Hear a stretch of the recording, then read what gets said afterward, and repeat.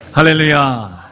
네, 지난 한 주간도 주님의 은혜 안에서 잘 보내시고 오늘 예배 오신 우리 모든 성도님들 그리고 유튜브로 예배 드리신 우리 온양선교회 가족들 주의 이름으로 환영하고 축복합니다. 예전에 약장사들 하면 여러분 딱 떠오르는 이미지 아마 있으실 것입니다.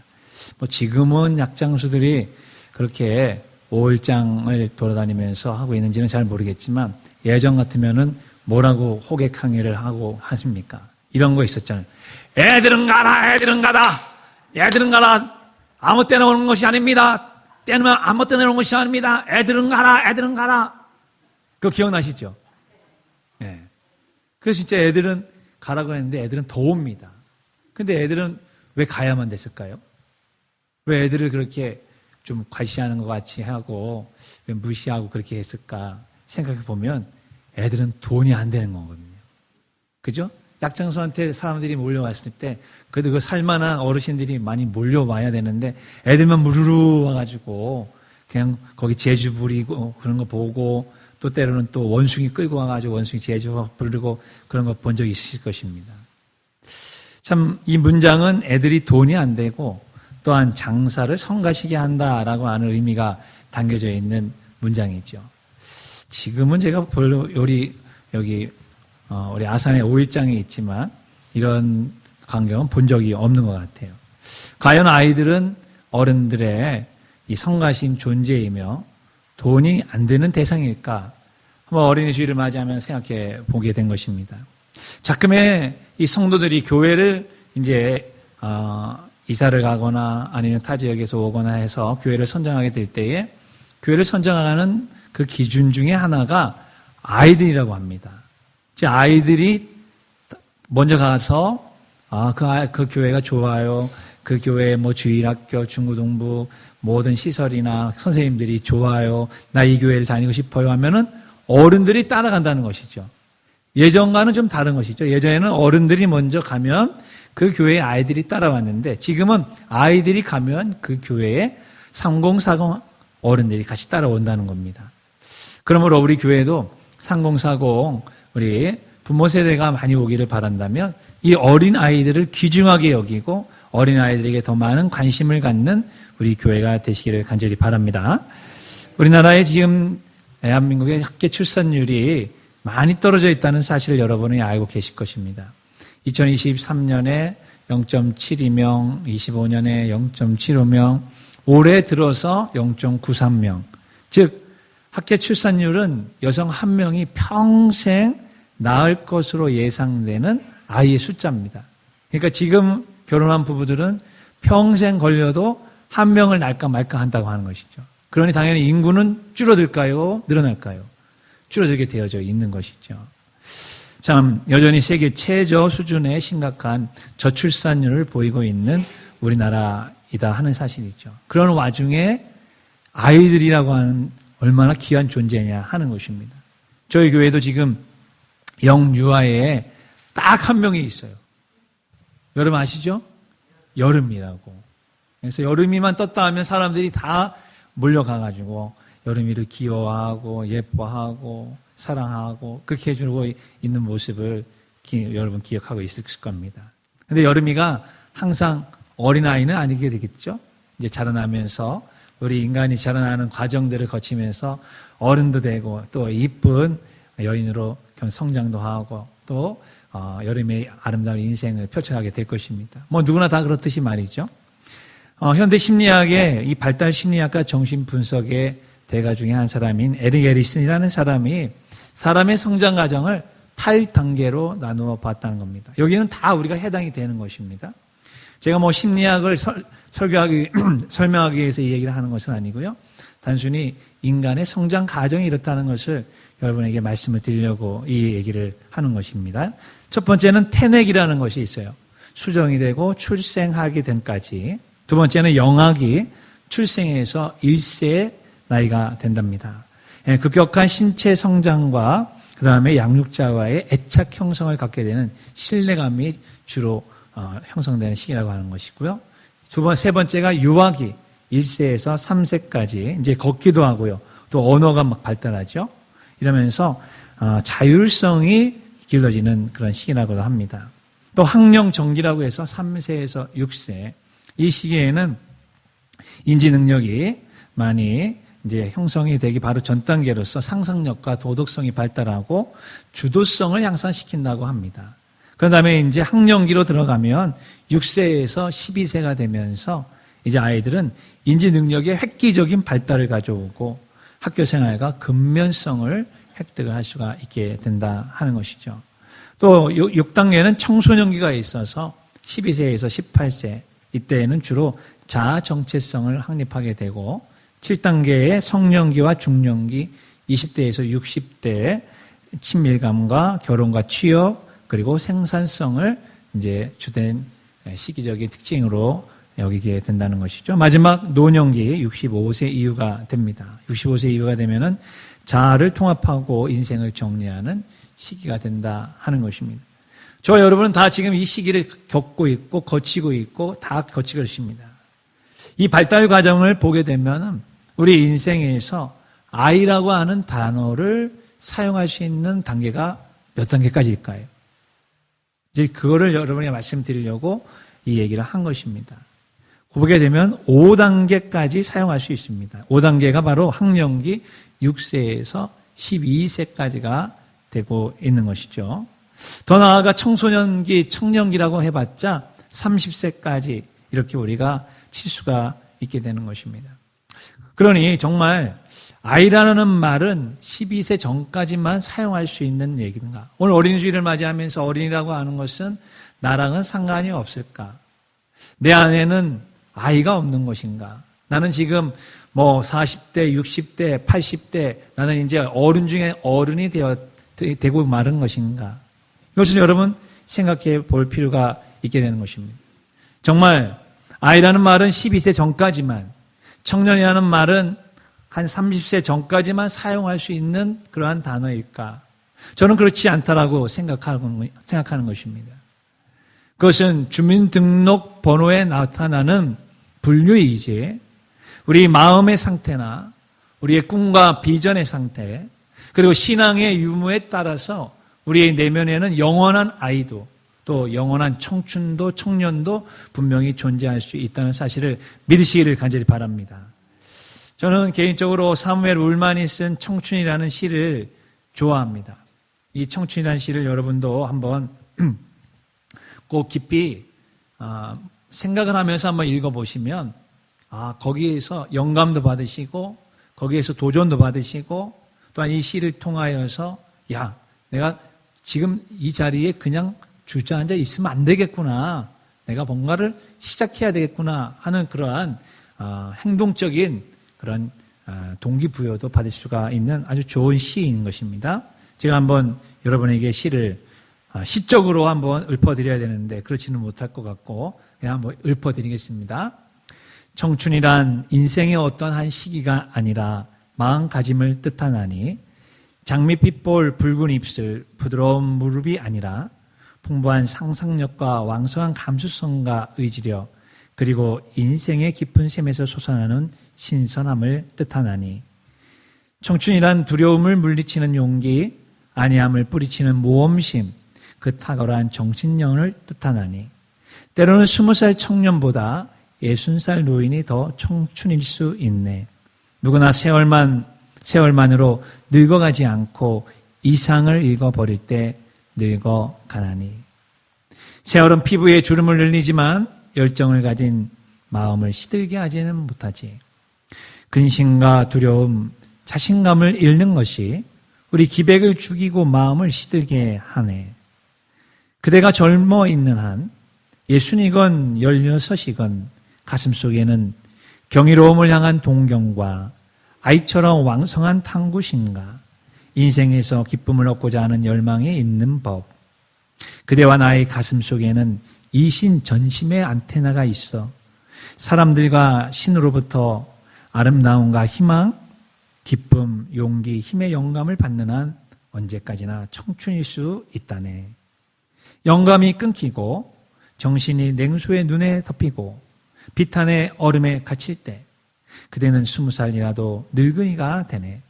그러나 머리를 높이 들고 희망의 물결을 붙잡는 한 그대는 80살이어도 늘 푸른 청춘이라네. 이런 시입니다. 여기서 여러분 몇 가지 저의 마음에도 참 그런 이제 감동을 주는 식구가 있는데, 때로는 20살 청년보다 60살 노인이 더 청춘일 수 있다. 누구나 세월만으로 늙어가지 않고 이상을 잃어버릴 때, 이상, 꿈, 비전, 내가 해야 될 일, 사명을 잃어버릴 때 늙어간다. 참 맞는 말입니다. 또 하나, 세월은 피부에 주름을 늘리지만 열정을 가진 마음을 시들게 하지는 못한다. 여러분, 나이가 들면서 이마에 주름이 늘어가는 건 너무 당연한 거 아니겠습니까? 목에 주름이 늘어가는 거 당연한 것이죠. 보톡스 여러분 많이 맞는 분들이 계십니다.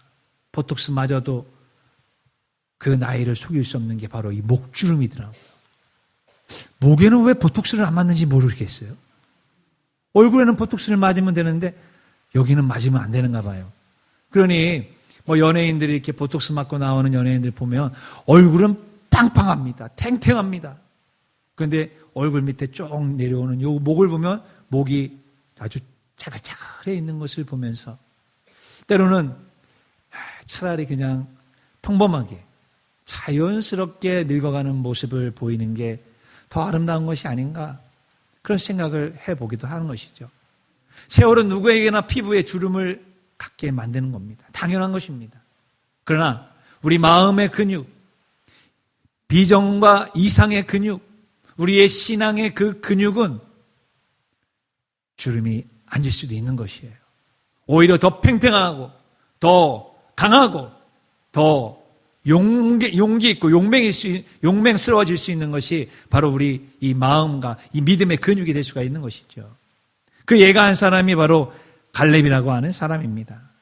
이 갈렙이 여호수아에게 자신의 족속인 유다 지파에 땅을 달라고 할 때에 그는 어렵고 힘든 지역, 안악 자손이 살고 큰 거인들이 살고 아주 견고한 성들이 있는 그 지역을 달라고 아주 강력하게 요청을 하였습니다.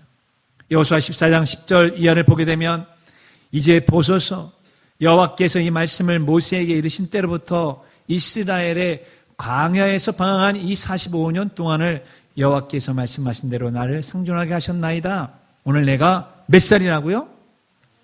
85세입니다. 우리 지금 여기에도 85세가 넘으신 분들이 계십니다. 근데 85세가 됐는데 그는 여전히 나는 40대와 같습니다. 내가 옛날에 40대 가데스 바네아에서 모세가 정탐꾼을 보내고 그 정탐꾼들에게 가나안 땅을 우리의 땅으로 줄 것이라고 하나님의 말씀을 마음에 새기면서 정복해 갈 것이라고 하는 그 패기, 그 용기, 그 믿음, 그것을 지금 85세에도 그대로 갖고 있습니다. 그러므로 이 산지를 나에게 주시옵소서. 12절 한번 같이 그런 마음으로 여러분 같이 한번 크게 읽어보도록 하겠습니다. 12절 시작.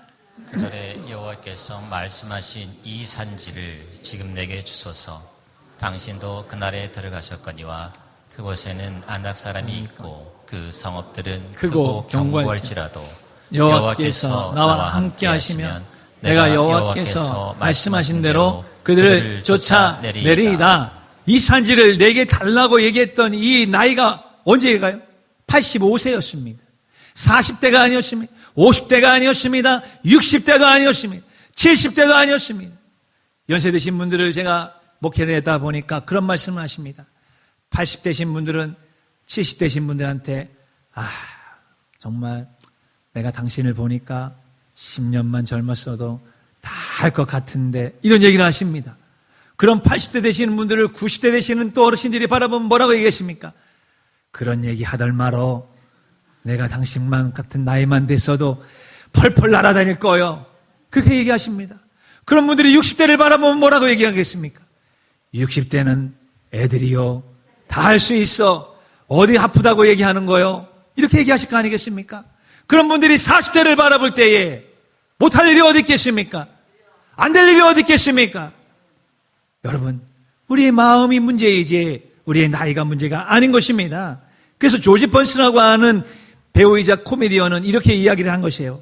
당신은 나이만큼 늙는 것이 아니라 당신의 뭐만큼? 생각만큼 늙는 것이라고 얘기하는 것입니다. 여러분의 생각이 지금 몇 살에 와 있으십니까?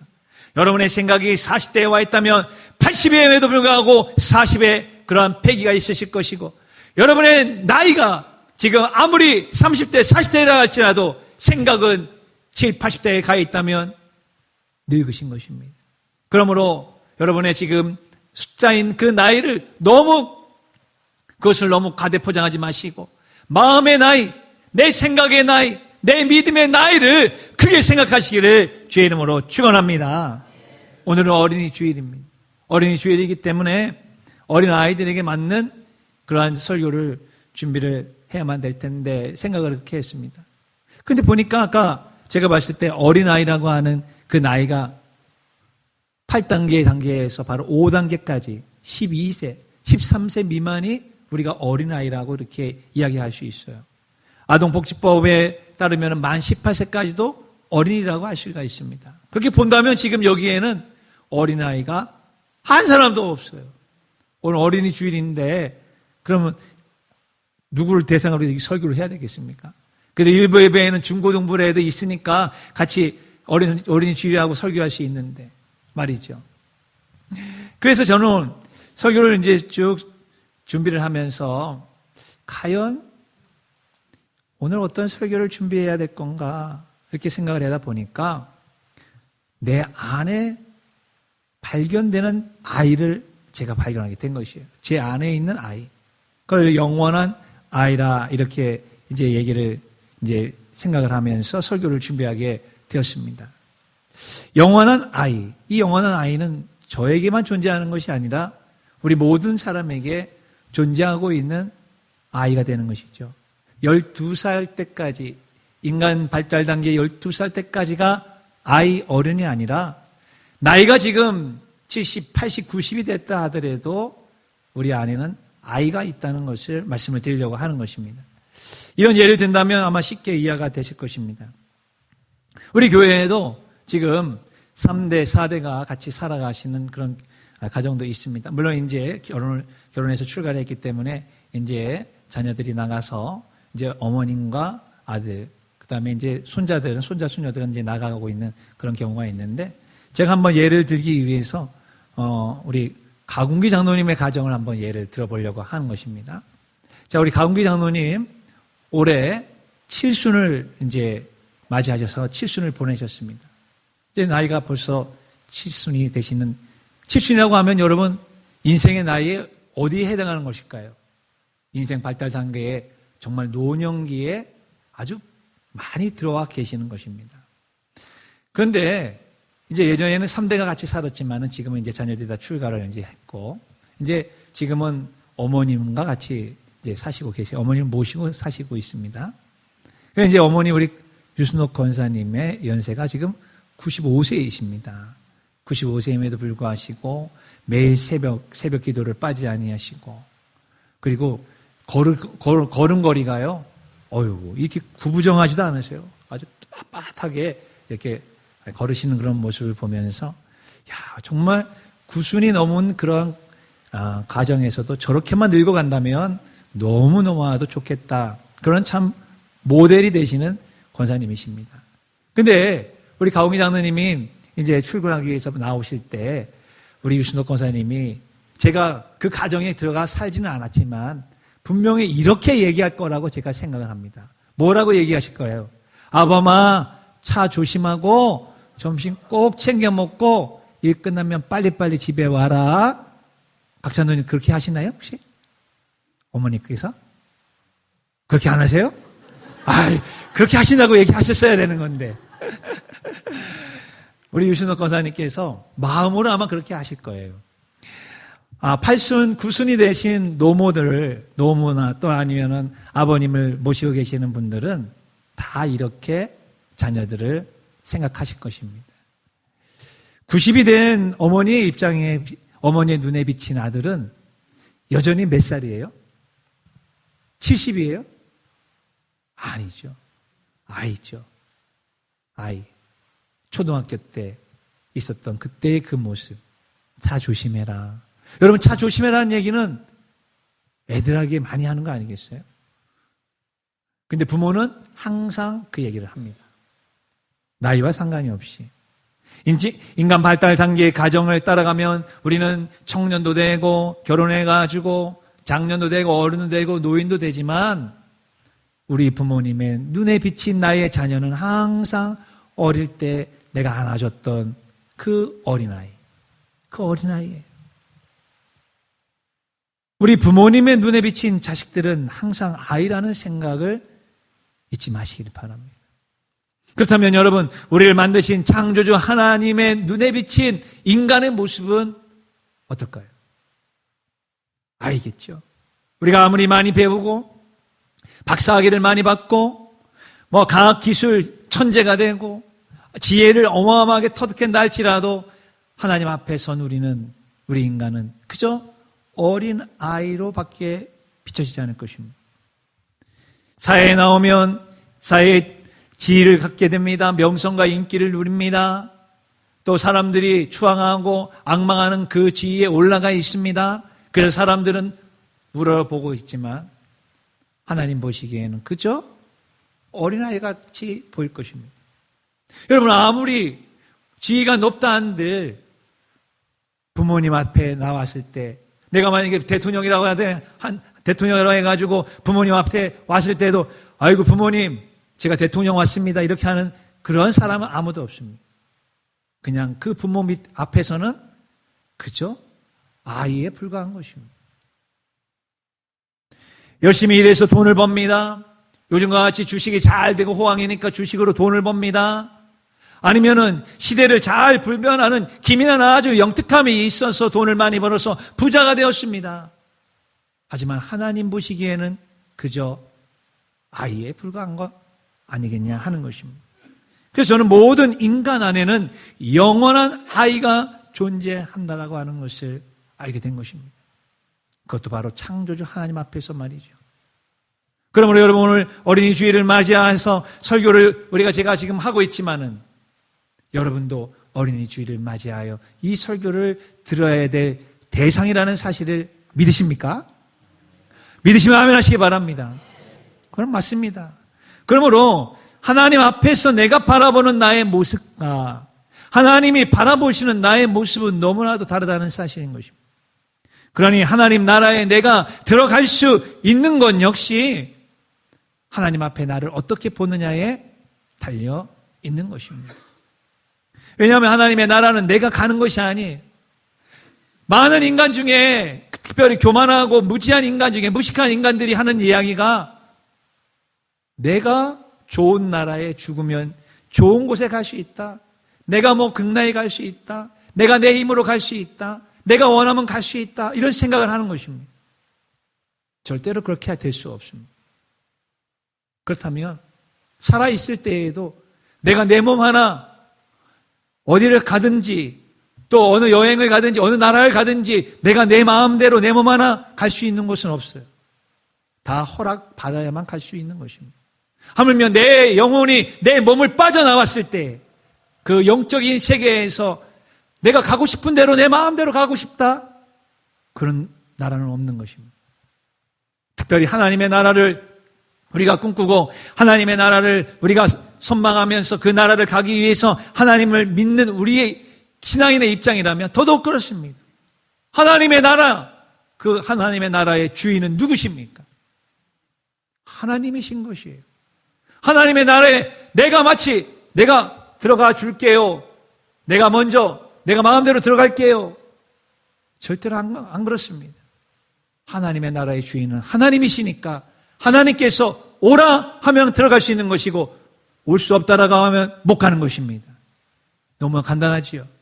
근데 많은 인간들은 생각하기를 내가 돈이 있으니까, 내가 지위가 있으니까, 내가 세상에 착한 일을 하시니까 하나님의 나라에도 내 마음대로 들어갈 수 있다라고 자기 마음대로 생각을 하는 것입니다. 이런 잘못된 생각을 가지고 있는 인간들을 향하여 예수님께서 오늘 이 본문의 말씀을 통하여 생각을 바로잡아 주시기 위해서 어린 아이에 대한 이야기를 하고 계시는 것입니다. 자, 오늘 이 말씀들을 생각하면서 본문의 말씀을 다시 한번 크게 읽어보도록 하겠습니다. 시작. 예, 있습니다. 시작. 사람들이 예수께서 만져주심을 바라고 어린 어린아이들을 데리고 오매 제자들이 꾸짖거늘 예수께서 보시고 노하시어 이르시되 어린아이들이 내게 오는 것을 용납하고 금하지 말라. 하나님의 나라가 이런 자의 것이니라.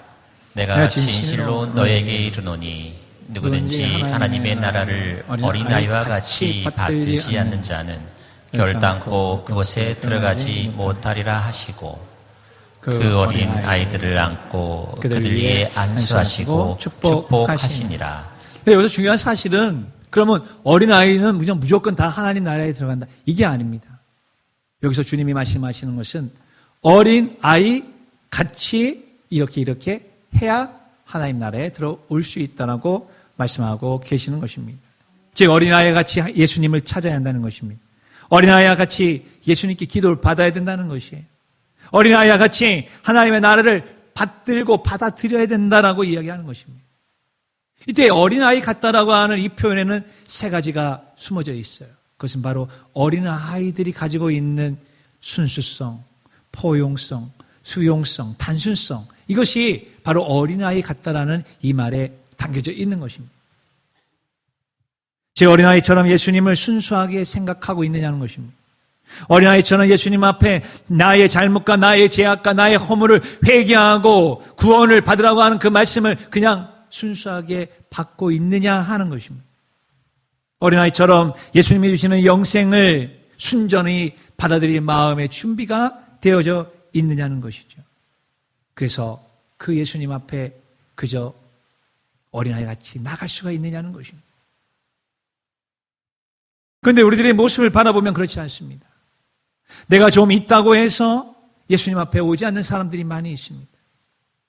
옛날에 이 코로나가 되어서 코로나 시절에 이제 우리가 대면 예배를 못 드려도 되고 유튜브 예배를 이제 드린 것이 지금 계속해서 진행되는데 그때 많은 성도들이 어떻게 했습니까? 교회에 못 나왔습니다. 그러다 보니까 아주 교회에 안 나오게 되었어요. 그래서 교회에 안 나오고 예수 믿는 성도들을 우리가 뭐라고 얘기합니까? 가난한 성도라고 합니다. 가난한 성도. 근데 그 가난한 성도들이 참으로 믿음까지 다 잃어버렸습니다. 왜냐하면 예수님 앞으로 나가야 되는데 예수님 앞으로 안 나가는 성도들이 되고 말았던 것이에요. 예수님 앞에서 나가지 말아야 되는데 예수님 앞에서 예수님이 나의 마음과 나의 생각과 나의 기도를 들어줄 때까지 예수님 앞에서 내가 안 나가겠습니다라고 하는 이 마음과 이 믿음을 가져야 되는데 반대로 예수님 앞으로 안 나가는 불신앙을 갖게 되는 계기가 되었고 말았다는 것입니다. 참으로 안타깝기 그지 없는 것입니다. 돈이 좀 있다고 예수님의 말씀을 거부합니다. 권세와 지위가 명예가 있다고 하나님의 말씀을 무시합니다. 나름대로 삶의 지혜와 통찰력을 가지고 있다고 해서 하나님 앞에 나오는 것을 주저주저하고 있는 우리들의 모습을 한번 바라보십시오. 거기에 어린아이 같이라는 말을 사용할 수가 있냐 말입니다. 우리는 하나님 아버지 앞에서 언제나 어린아이에 불과하다는 사실을 잊지 마십시오. 아니, 영원하신 하나님 앞에서 우리는 나이와 상관이 없이 학벌과 지혜와 상관이 없이 그리고 부와 명예와는 상관이 없이 우리 자신이 영원한 아이라는 사실을 인정하시기를 간절히 축원합니다. 그렇게 될 때에만 우리는 예수님으로부터 오는 큰 은혜를 받을 수가 있게 되는 것입니다. 그래서 첫 번째, 내 속에 있는 영원한 아이는 예수님의 터치를 받아야 된다는 것이에요. 오늘 13절 말씀하시잖아요. 사람들이 예수님께서 만져주심을 바라고 예수님을 데려왔습니다. 여러분 오늘도 예배를 들어오면서 예수님의 그 터치, 예수님의 만져주심, 예수님의 지금 나를 안아주심을 기대하고 오늘 이 자리에 나오셨습니까? 아니면 그냥 그런 건 상관이 없이 그냥 맹목적으로 무의미하게 그냥 몸이 건조하게 이 자리에 나와 앉아 계시고 있으십니까? 이 시간에 예수님의 터치를 기대하시기를 간절히 원합니다. 터치를 기대하는 그분에게 역사가 일어나게 되어져 있습니다. 열대 혈루증을 앓고 있는 여인이 그 혈루증에서 벗어난 놀라운 근원이 어디 있습니까? 그가 예수님의 옷자락만 만져도 내 혈류의 근원이 끊어지리라 그런 생각을 하고 예수님의 옷자락을 터치하였을 때에 그 즉시 혈류의 근원이 끊어졌음을 성경은 기록하고 있는 것입니다. 이 시간 예수님의 터치를 기대하고 그 예수님의 터치를 바라보고 나와 있는 성도들이 오늘 예수님의 그 기적과 같은 터치를 맛보시기를 주의 이름으로 축원합니다. 그렇게 될 때에 역사가 일어나게 되어져 있는 것입니다. 두 번째 같이 읽겠습니다. 두 번째, 내 속에 있는 영원한 아이는 예수님을 마음에 받아들여야 된다라는 것입니다. 오늘 본문 15절을 보게 되게 되면 예수님께서 제자들에게 노하시고 제자들에게 어린아이가 내게 오는 것을 금하지 말아라. 하나님의 나라는 이런 것이다 라고 얘기하면서 15절에 뭐라고 얘기하십니까? 하나님의 나라를 어린아이와 같이 받들지 않는 자는 결단코 들어갈 수 없다. 여기서 받들지 않는다라고 하는 것은 우리가 이제 받들다라고 하는 것은 뭐예요? 어명을 받으시오 하면 어명을 받습니다. 뭐 이렇게 받들잖아요. 그죠? 존귀하신 사람, 훌륭한 사람의 말씀, 또한 많은 사람들, 위인들을 받들어 모신다라고 하는 이런 표현도 있는 것입니다. 그러니까 어린아이들이 하나님의 나라를 그처럼 소중히 여긴다라고 하는 말도 여기에 있을 거예요. 그러나 이 말씀의 근원적이고 정확한 뜻은 받든다 보다는 받아들인다라는 것이에요. 받아들인다. 그래서 영어 성경을 보게 되게 되면은 NIV 성경은 Who will not receive kingdom of God 이렇게 되어져 있어요. 즉 하나님의 나라를 receive 받지 않는 자 이렇게 되어져 있는 것이에요. 그래서 현대인의 성경은 이것을 번역하기를 하나님의 나라를 어린아이와 같이 어떻게 해요? 받아들이지 않는 사람은 하나님의 나라에 절대로 들어갈 수가 없다라고 이야기하고 계시는 것입니다. 여러분, 하나님의 나라를 받아들이기 위해서는 하나님의 나라를 주실 수 있는 예수님을 여러분이 받아들이셔야 됨을 믿으시길 바랍니다. 그래서 요한복음 1장 12절 14절 보면 영접하는 자 곧 그 이름을 믿는 자들에게는 하나님의 자녀가 되는 권세를 주셨으니 이는 혈통으로나 육정으로나 사람의 뜻으로 나지 아니하고 오직 하나님께로부터 났다라고 말씀하고 계시는 것입니다. 그 예수님이 누구십니까? 예수님이 참 빛이라고 얘기하시는 것입니다. 즉 예수님을 받아들인다고 하는 것은 빛을 받아들이는 것이에요. 여러분 어린 아이들이 여러분 이제 자라나는 동안에 말 못하고 표현하지 못할 때에 계속해서 울 때가 있습니다. 어린 아이들은 울음으로 자기의 의사를 표시하죠. 언제 가장 많이 울까요? 배고플 때 웁니다. 두 번째는요, 아플 때 웁니다. 또 있어요. 어떨 때 울까요? 똥 쌀 때? 예, 그렇죠. 똥 쌀 때 또 울죠. 기저귀 갈아달라고. 그런 거 이제 다 있고요. 또 하나 울 때가 있어요. 어두울 때 웁니다. 어린아이들은 어둠에 대한 본능적인 공포가 있다는 거예요. 그렇기 때문에 어둠 속에 들어가면 어린아이들이 자지러지게 울 수가 있다는 것이에요. 이 얘기는 우리에게 아주 놀라운 통찰력을 가져다 주는 것입니다. 예수 그리스도는 모든 인간에게 오시는 참 빛이라고 말씀하셨어요. 예수님을 영접한다고 하는 것은 참 빛, 거룩한 빛을 받아들이는 것을 의미하는 겁니다. 예수님의 빛이 우리에게 오게 되면 우리의 모습이 발견되고 우리의 죄악과 우리의 허물과 우리 안에 있는 잘못된 것들이 다 드러나게 됨으로 말미암아 회개하는 역사가 일어나는 줄로 믿으시길 간절히 바랍니다. 그럼 우리 예수님을 받아들인다, 예수 그리스도를 어린아이같이 받아들인다고 하는 것은 그 빛을 전적으로 의지하고 받아들이는 것을 의미하는 것입니다.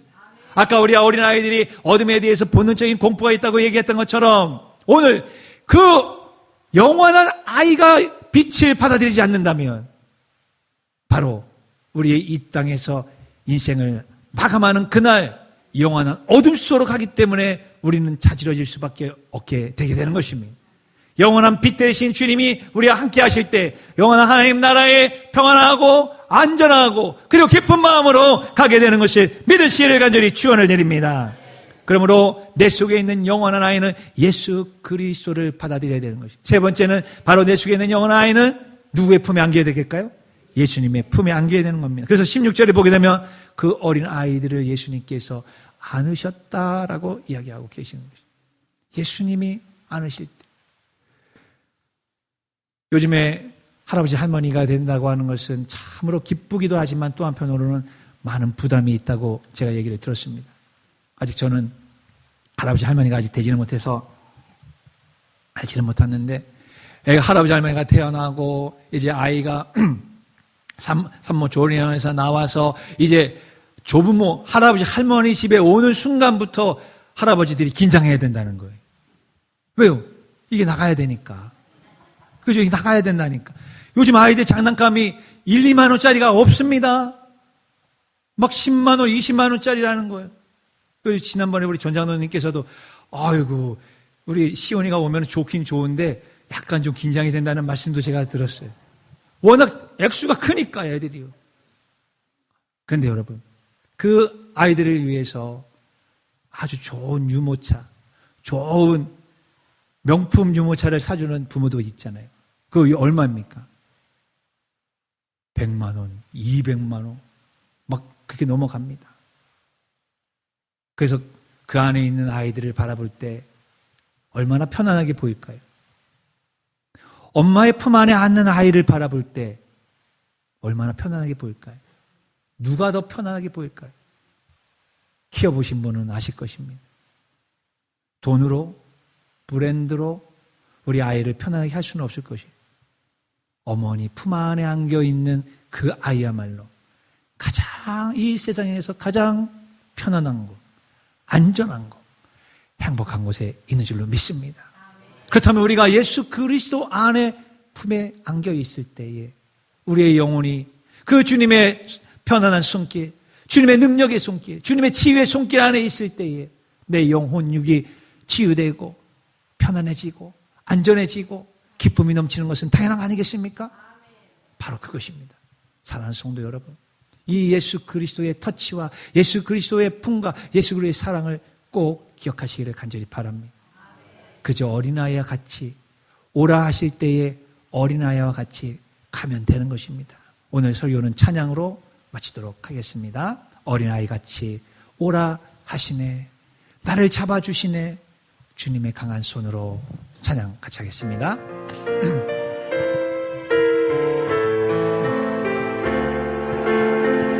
내 안에 있는 영원한 아이가 예수 그리스도를 바라봅니다. 어린아이처럼 어린아이처럼 그저 오라 하시네, 날 잡아주시네,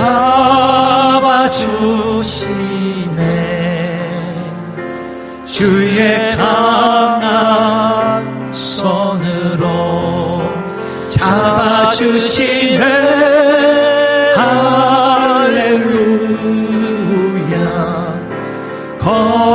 거룩한 주님 잡아주시네. 할렐루야. 거룩한 주님, 나 가난한 마음으로 주께 가기만 하면, 주께 가기만 하면 도우리라. 주가 말씀하셨네. 내가 죽어야만, 내가 죽어야만 많은 열매 맺으리. 주와 함께 못하여 다시 살리라. 다시 살리라. 할렐루야. 거룩한 주님 다시 살리라.